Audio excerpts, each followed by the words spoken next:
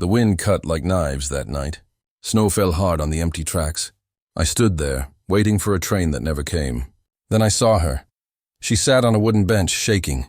Her nurse's coat was too thin for the cold. Her lips were pale. Her hands held a small bag, nothing more.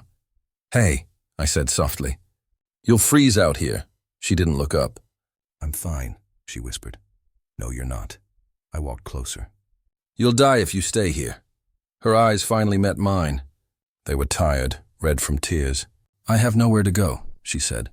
"Then come with me," I replied. "I have space," she hesitated. "I don't know you." "I don't know you either," I said. "But I'm not leaving you here." For a moment, silence filled the air. The sound of the wind and the old train whistle in the distance made the world feel lonely. Then she nodded slowly. I took off my coat and wrapped it around her. She was cold, too cold.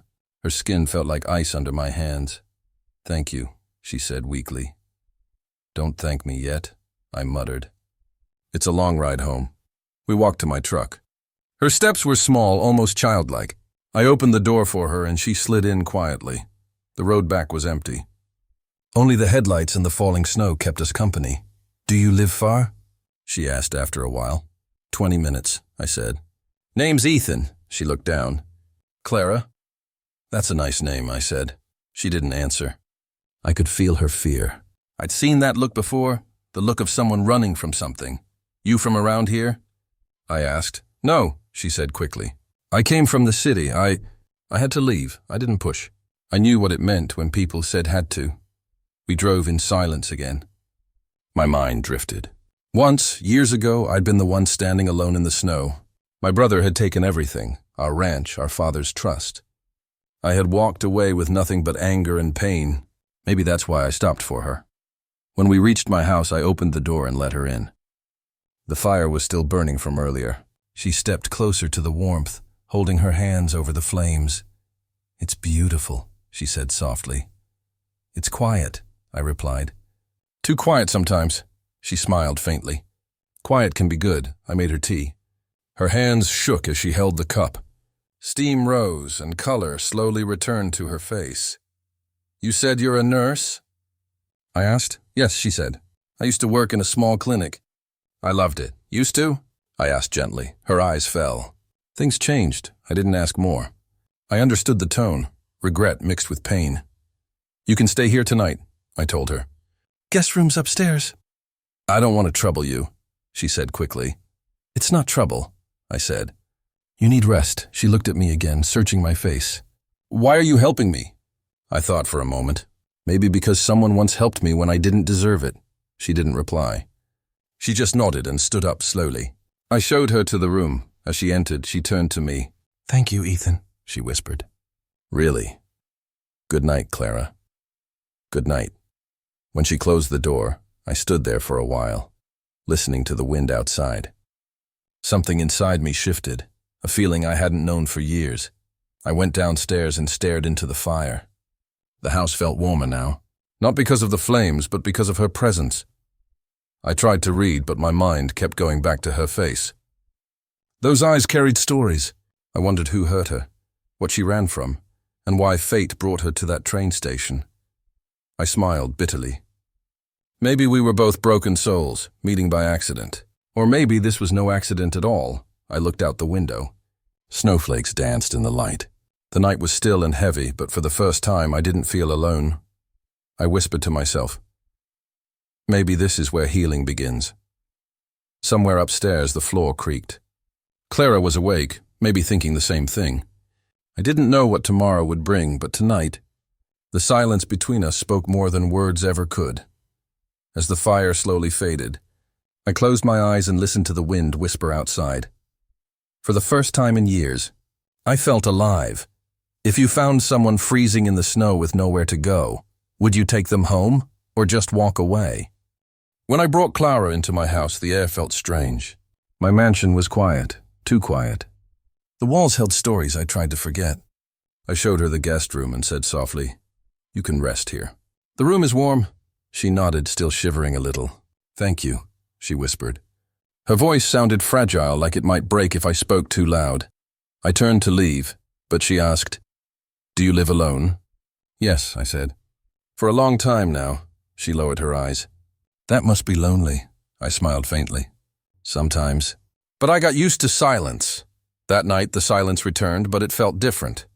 I sat by the fireplace, hearing only the crackle of wood and the storm outside. Every sound echoed. I remembered the day Matthew walked out, taking more than money. He took trust, love, and every reason I had to believe in people. I heard a cry from upstairs. Clara. I rushed to her room. She was twisting in her blanket, sweat shining on her forehead. "Clara!" I said, shaking her gently. She woke with a gasp. "Abigail, don't take her!" Her eyes darted around until they met mine. "It's okay," I said softly. "You're safe. No one's taking anyone." Tears filled her eyes. "I'm sorry," she whispered. I dream of my sister. She's sick. I left her to find work, but I failed." "You didn't fail," I said. "You're here, still fighting." She wiped her tears and looked away. "You don't know what it's like to lose everything." I gave a sad smile. "Maybe I do." She looked at me then, really looked. "What happened to you?" I hesitated, staring at the flames. "My brother betrayed me. He sold my land, my cattle, everything. I thought money could buy peace, but it only bought silence." Her face softened. "That's why you live here alone." I nodded. "That's why I stopped trusting anyone." For a moment, we said nothing. Only the fire spoke for us, popping and sighing. She finally said, "You helped a stranger tonight. Maybe you still trust, deep down." I looked at her and felt something shift inside me. "Maybe," I said. "Or maybe you just remind me of who I was before the lies."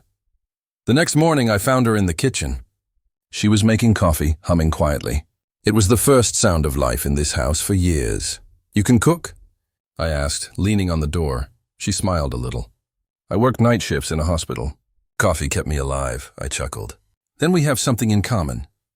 Coffee kept me awake through too many lonely nights. We sat together at the table, steam rising between us. I asked, "Where will you go after the storm?" She looked at her cup. "I don't know. Maybe I'll find work. Maybe I'll go back if I can help Abigail." "You can stay here," I said. "Until you decide." Her eyes widened. "I can't. You've done enough." "It's no trouble," I said.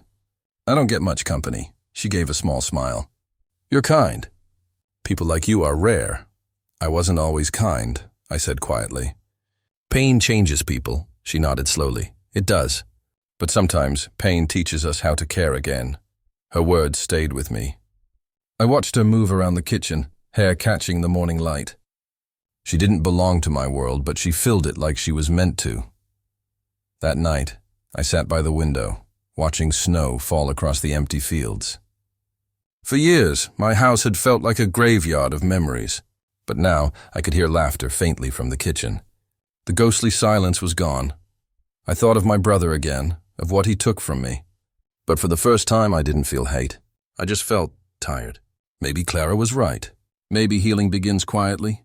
In small moments like this, warm coffee, shared pain, and a stranger who somehow feels like home. When I went to bed, I whispered to myself, maybe ghosts can rest after all. If you were alone in a cold, silent house, and a stranger knocked for help, would you open the door or turn away? I was fixing the old fireplace when I heard her voice, soft, shaking, sad. "No, Abby. I don't have the money right now," she whispered. Her words made me stop. I didn't mean to eavesdrop, but her tone cut through the quiet room. "I'll find a way," she said again. "Don't cry, please." Something heavy moved inside me. I'd heard that tone before, desperation wrapped in hope. When I stepped into the hallway, she froze.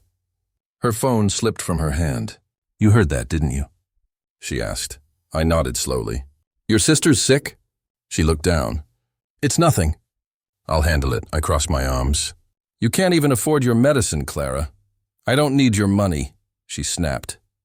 "I just need time." Her eyes burned, proud and tired at once. I knew that look. I'd worn it when my brother betrayed me, pretending I was fine, pretending I didn't need help. "Tell me the truth," I said quietly.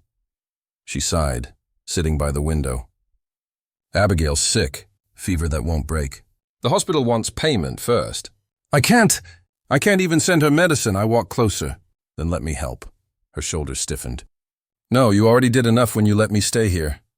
"That's not enough," I said. I don't like seeing people break when I can stop it. She laughed softly but without joy. You sound like a man who's seen that before. I have, I said. Too many times. She turned toward me, eyes shining in the dim light. You wouldn't understand. Try me. She hesitated. Then her voice dropped. Do you know what it feels like to trust someone so much that you stop seeing their lies? I nodded. Yes. She smiled bitterly. Then maybe you do. Her hands trembled as she continued. I was a nurse. Worked double shifts. Saved every cent for a small clinic. My fiancé, Dr. Lucas, said he'd help. I believed him. I stayed silent, letting her talk. He stole everything, she whispered. My money, my name, my future. Then he told the hospital I was the thief. They fired me. The words hit me like a storm. I saw her pain, raw and open. What about your sister? I asked. She believes in me, she said. She's the only one left who does. For a long moment, we just sat there. Her with her broken past, me with mine. I lost everything once too, I said finally. My brother took it all, my ranch, my trust, my peace. I built walls so high even I couldn't breathe behind them. She looked at me, her voice shaking. So why do you care about me? Because, I said softly. You remind me of who I used to be before I stopped believing in people. Her lips trembled. And if I disappoint you? Then I'll help you stand again, I said. Because no one helped me when I fell. For the first time since I met her, she cried. Not loud, not broken, just silent tears falling down her cheeks. I don't know how to trust anymore, she whispered. Then trust me a little, I said. Just enough for tonight. Her eyes met mine. You're too kind, Ethan. It scares me. I'm not kind, I said. I'm just tired of letting pain win, she smiled faintly. You talk like someone who's still healing. Maybe I am, I said. And maybe we both are. The fire crackled beside us. She leaned forward, staring into the flames. Do you believe in second chances? She asked. I didn't, I said. Not until you walked into that station. Her breath caught. You don't even know me. I know enough, I said. I know you didn't give up even when the world turned its back. That's more than most people can say. She looked at me like she wanted to argue, but instead she whispered, Thank you. I handed her a cup of tea. You should call your sister again. Tell her you're not alone. Her fingers brushed mine. What if she asks how I'll pay the bills? Tell her, I said, smiling gently. A stubborn cowboy decided not to mind his own business. She laughed, light but real. You don't know what you're getting into.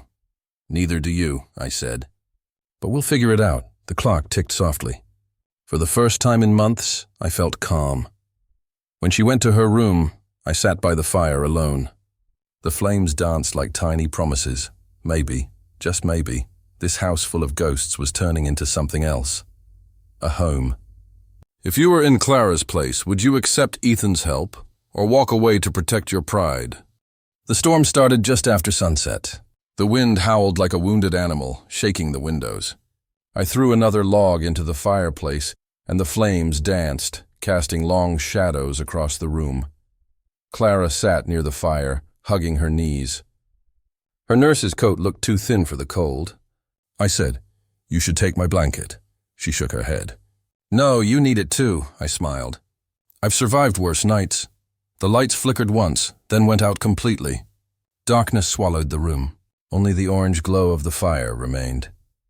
She whispered, It feels like the world stopped. Maybe that's not so bad, I said, sitting beside her. The world runs too fast anyway. She looked at me, her eyes soft in the firelight. You sound like someone who lost a lot. I chuckled, though it hurt. Maybe I did. After a moment, she said quietly, Do you ever miss home? Every day, I said. But home isn't a place anymore. It's a memory that won't leave. Her eyes lowered. I know that feeling. I lost my home when I told the truth. My boss said I made a mistake. I didn't. I saved a patient, but they blamed me. I looked at her. They blamed you for saving someone? She nodded. I signed a wrong form. They said I broke hospital rules. My fiancé didn't even defend me. That's cruel, I said. You deserved better. She smiled faintly. You talk like someone who understands betrayal. I do. I stared into the fire. My brother took my ranch. Everything my father left me. He said it was business. I called it theft. She leaned forward. You never got it back? No, I said. I left. I worked day and night until I became rich. But every time I close my eyes, I still see that ranch. Empty. Silent. Like me. Clara said softly. Maybe you needed to lose it to find something else. I turned to her. Like what? Peace, she said. For a long time, we listened to the storm. The wind screamed outside, but in here, the fire made a gentle sound, like soft rain on wood. Clara took out a small notebook from her bag. I used to write in this, she said. Would you like to hear something? I nodded. She opened a page and read, When the world turns cold. I hope someone remembers to light a fire, even a small one. Her voice trembled. I said, That's beautiful. She laughed a little. I wrote it the night before I met you. Then maybe I was the fire, I said. Her eyes met mine. Maybe you were. I could feel the warmth in her words more than the fire's heat. I didn't know how to speak what I felt, so I said nothing. After a while, she asked, Do you think people change? I took a breath. I think pain changes them. It broke me, but it made me careful. It made me see what really matters. What matters to you now? She asked. I looked at her, really looked. Her hair was messy, her cheeks pink from the cold, her hands trembling slightly. Right now, I said, it's this fire. This silence. You. She turned her face away, but I saw her blush. You shouldn't say that, she whispered. Why not? Because I might believe you. The wind roared again. The fire popped, sending sparks upward. I moved closer, handing her the last log. Put it in, I said. She did, and our hands touched. Just for a second, but it was enough to make my chest tighten. She whispered, Your hands are warm. Maybe that's what happens when you stop running, I said. The cold starts to fade, she smiled softly. Then stay warm, Ethan, I nodded. You too, Clara. The clock ticked somewhere in the dark. Time felt slower, softer. The kind of silence that heals instead of hurts. For the first time in years, I laughed. She joined me, and her laughter filled the house like sunlight. When she leaned her head on my shoulder, I didn't move. I didn't want the moment to end. Outside, the storm began to die down. The world was quiet again, but just before I closed my eyes, I saw something move past the window. A shadow, a man's figure, tall, still, watching. My breath caught. Clara noticed. What's wrong? Nothing, I said quickly. Probably just the wind. But my heart knew the truth. The past had found me again, and it was standing in the snow. If you were trapped in a snowstorm with someone from your past, what truth would you finally speak out loud? The sky turned gray before evening. I stood near the window, watching the wind bend the trees. Clara was making soup in the kitchen. Her voice hummed softly, steady, warm. Then the sound of tires crushed the snow outside. My chest tightened. I opened the door before the knock came. Ethan, a familiar voice said. It was Matthew, my brother. He looked older, but that same smile still hid behind his beard. I hope I'm not intruding, he said. You are, I answered, my voice flat. He laughed like it meant nothing. Still sharp, huh? I was passing through and thought I'd visit. You don't pass through this part of the country, I said. He shrugged. Guess I missed home. Clara walked in, wiping her hands on a towel. Oh, we have a guest? I didn't want her near him, but it was too late. Matthew Cole, he said, smiling politely. Ethan's brother. She smiled back. Nice to meet you. I'm Clara. His eyes lingered too long on her. I didn't like it. We sat at the table. The fire cracked behind us. The storm outside began to howl. Clara poured soup for everyone. It's cold out there, she said softly. Matthew nodded. Thank you. I can see why Ethan kept you hidden. I froze. What did you say? He smiled. I mean, someone like you. You bring light to this cold house. Clara blushed and looked down. I clenched my fist under the table. So, he said, sipping slowly, you're a nurse, right? Her spoon stopped midair. Yes, how do you know that? He smiled again. Ethan talks. But I hadn't. After dinner, Clara cleared the plates. I pulled Matthew aside. How do you know about her past? I asked. Relax, he said, hands up. You're too protective. Answer me. He smirked. You're not the only one who can find things out. My blood ran cold. Are you following us? He leaned closer. Maybe I just care about my brother. I walked away before I did something I'd regret. In the kitchen, Clara whispered, "Is everything okay?" "No," I said. "Stay away from him," she frowned. "He seems kind. That's how he fooled me once." She didn't ask more. She didn't need to. My voice said enough. Later that night, the storm got worse. The lights flickered. I went outside to check the generator. Through the window, I saw Matthew on the phone. He was pacing, whispering.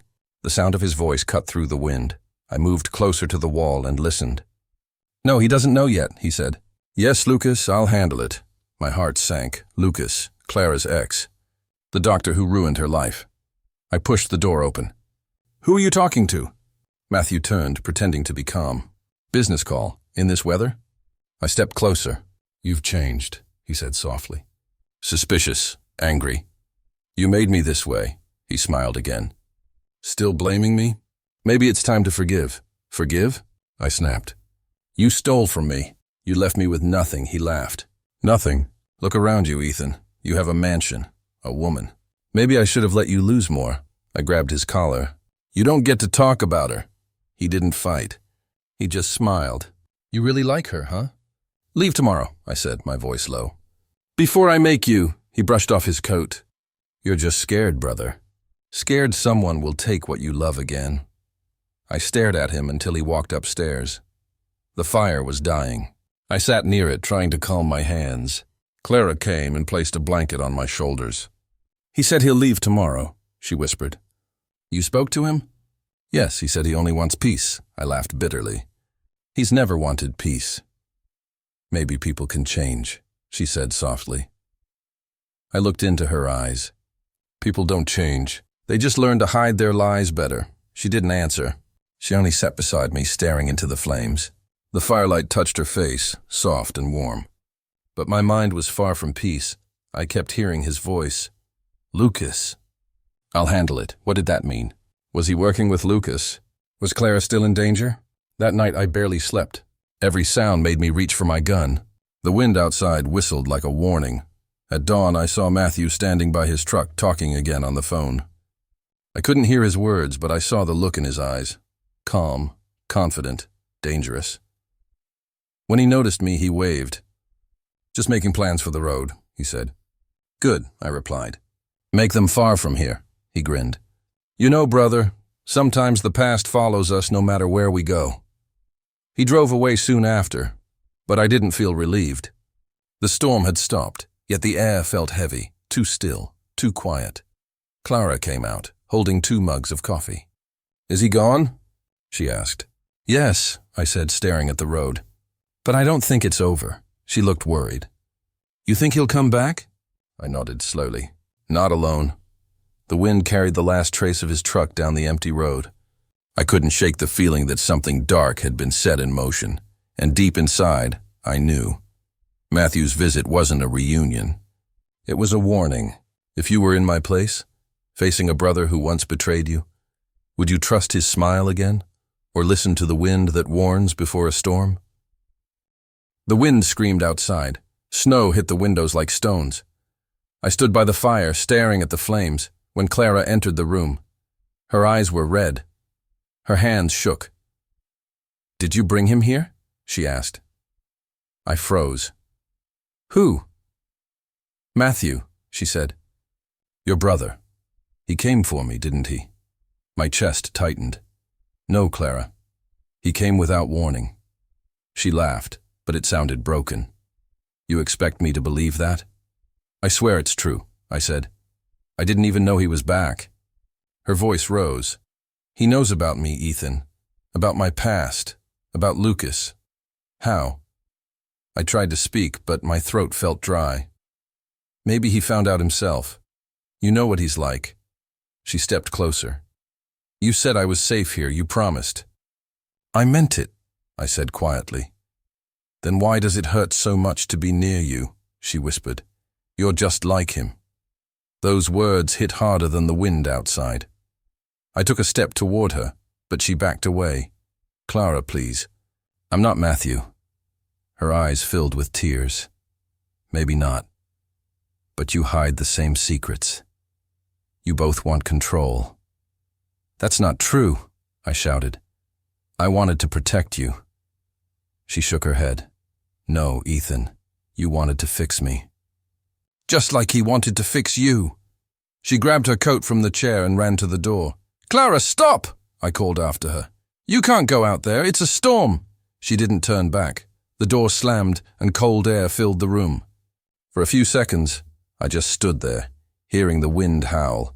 Then I grabbed my coat, my hat, and ran outside. The snow was thick, covering the path to the barn. Her footprints were already fading. Clara! I shouted into the night. Please come back. No answer. Only the wind. I kept walking, my boots sinking deep into the snow. My breath turned to ice. Every step burned my lungs. In my head, I heard her voice again. You're just like him. No, I whispered. I'm not. The storm grew stronger.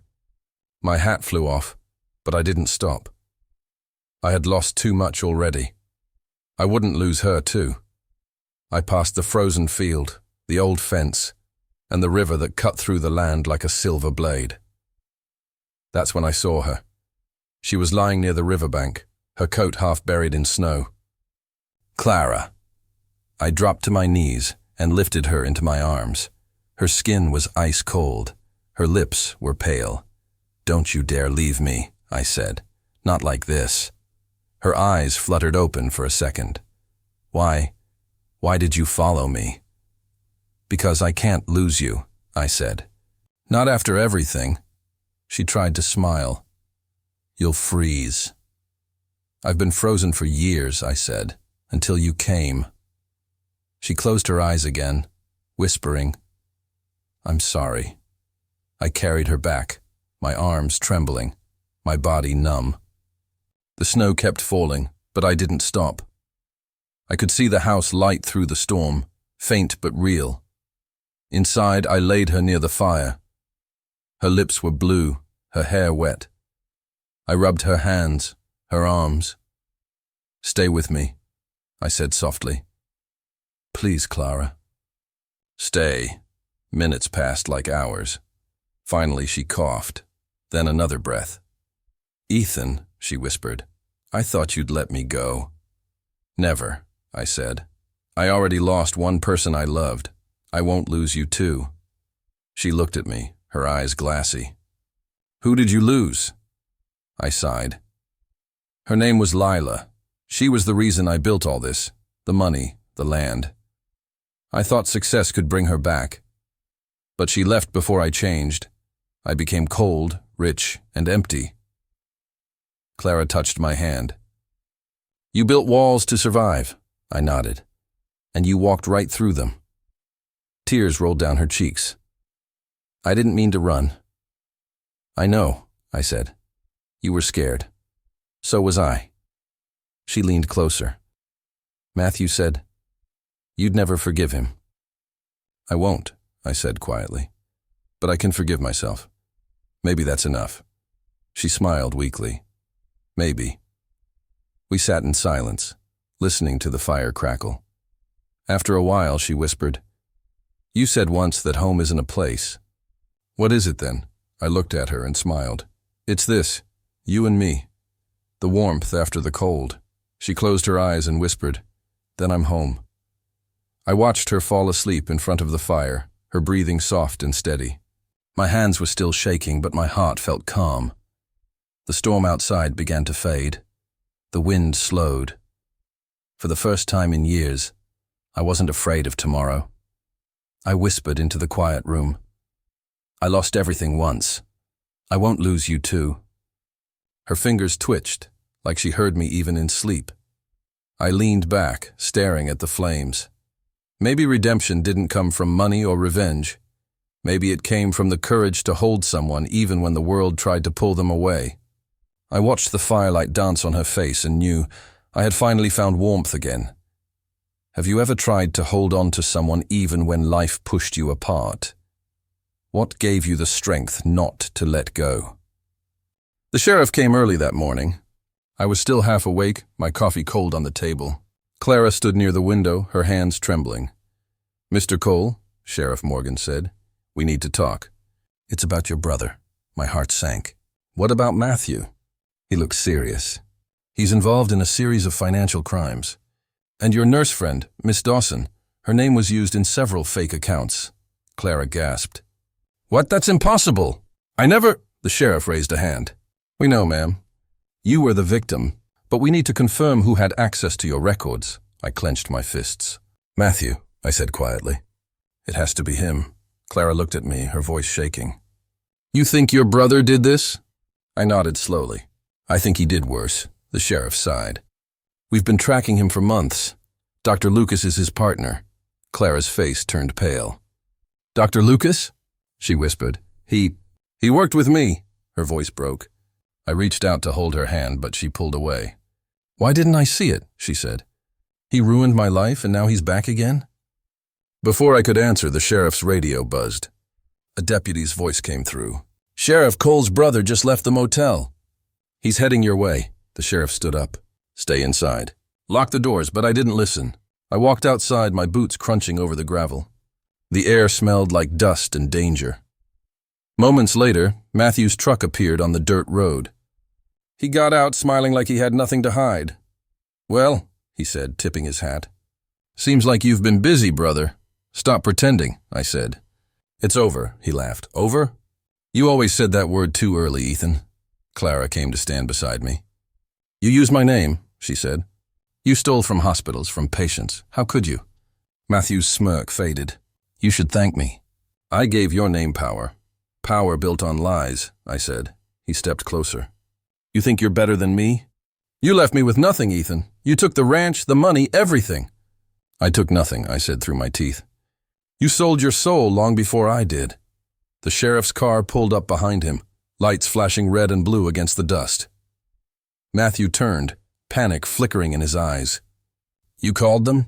"I didn't have to," I said. "Truth finds its own way." He looked at Clara, then at me. For the first time, I saw something real, fear. The same fear I once felt when I lost control of everything. "Matthew," I said softly, "you can still make it right." He shook his head. "It's too late." He tried to run, but the sheriff's men were faster. They pinned him down, handcuffed him, and read his rights. Clara covered her mouth. Tears fell down her cheeks. "I can't believe it's really over." I walked to her side. "It's over for him," I said. "Not for us." The sheriff came over, holding a folder. "We found all the documents. Miss Dawson's identity was used for years. But now it's clear." "You're free." Clara wiped her eyes. "Free," she whispered.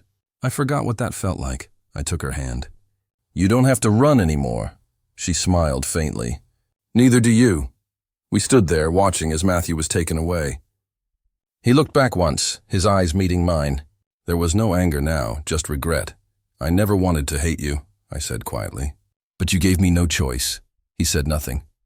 The car door closed, and the sound of it echoed like an ending. Clara turned to me. "Do you think he'll change?" "I don't know," I said. "But I hope he remembers what we once were before greed took everything." The wind picked up, carrying dust and memories. For a moment, the past felt lighter. We walked back to the porch. Clara leaned against me. "You always said revenge wouldn't fix anything," she whispered. "It didn't," I replied. "But truth did," she smiled weakly. "Maybe that's what justice really means." I looked at the sunset bleeding across the sky. "Justice isn't about pain," I said. "It's about peace." She looked up at me, her eyes soft again. "And do you have peace now?" I nodded. "I think I finally do." Silence filled the air, warm, heavy, and calm. Inside, the old clock ticked like a heartbeat, steady and alive. For years I thought revenge would heal me. But standing there with Clara, I realized it wasn't revenge I wanted. It was forgiveness, not just for my brother. For myself, too. I looked at her and smiled. "Let's start over," I said. She nodded, tears glimmering in her eyes. "Home," she whispered. "Yes," I said, wrapping my arm around her. "Home." The sheriff's car disappeared down the road, and the last light of the day touched the ranch. Everything was quiet again, like the world finally exhaled. And for the first time, so did I. If you had to choose between revenge and forgiveness, which one do you think truly brings peace? And why? The wind was quiet that evening. The sky burned with gold and orange as the sun fell behind the hills. Clara sat beside me on the porch, her fingers trembling in mine. For a long time we said nothing. Silence felt softer than words. "I still can't believe it's over," she whispered. "It is," I said. "Matthew's gone. The law took him this time." She nodded slowly, eyes fixed on the fading sun. I thought I'd feel happy when the truth came out. But all I feel is tired. I looked at her and smiled weakly. Peace feels strange when you've lived in pain too long. She laughed a little, wiping her eyes. "You sound like an old poet." "I'm just an old cowboy who got lucky," I said. The old wooden porch creaked beneath us. The world smelled like dust and freedom. I looked out at the horizon and thought about the man I used to be, the one who only cared about money, land, and winning. "I gave the money away," I said quietly. She turned to me. "What do you mean?" "I donated everything to rebuild your hospital in town. The one that closed down after the storm. It felt right." Her mouth fell open. "Ethan—" "You didn't have to." "I did," I said. "I can't build my soul again if I keep the walls made of gold." Clara's eyes filled with tears. She reached for my hand. "You lost everything once, didn't you?" I nodded. "Yes, but losing you would have been worse." She squeezed my fingers. "You found me freezing that night. I thought my life was over," I smiled. "Maybe that's when it started." She laughed softly through tears. "You always say the right thing." "I don't," I said. "I just say what I wish someone told me years ago." We sat in silence again. The light faded. The stars began to appear one by one. "Do you ever think of your brother?" she asked. "Every night," I said. "Not with hate, just with sorrow. He wanted everything fast. I wanted peace slow. We both lost." Clara leaned her head on my shoulder. "Forgiveness isn't easy." "No," I said. "But it's lighter than anger." The crickets sang somewhere in the grass. I closed my eyes and listened to the wind brush against her hair. "You'll build again," she whispered. "Maybe," I said, "but not alone this time." She smiled faintly. "And I'll work in that hospital again. Maybe as the head nurse." "You'll be the heart of it," I said. "They'll see what real healing means." Her cheeks glowed under the dim light. For a moment, everything felt still, like the world was holding its breath for us. "I used to pray for someone to come," she said softly. "Someone to tell me I was enough." "You were always enough," I said. "You just needed someone to remind you." She looked down, then whispered, "Then maybe we both survived our storms." Her words hit deep inside me. I had spent years chasing meaning, in money, in revenge, in power. But now, holding her hand under the dying sun, I finally understood. Home wasn't a place, it was a feeling, and I was sitting right inside it. The night came slow and gentle. I stood up and wrapped a blanket around her shoulders. "Come inside," I said. "It's getting cold." She looked up, smiling. "Yes, Mr. Cowboy." "Not anymore," I said, laughing softly. "Just a man who finally came home." She stood and hugged me tight. For the first time, my heart didn't ache. It breathed.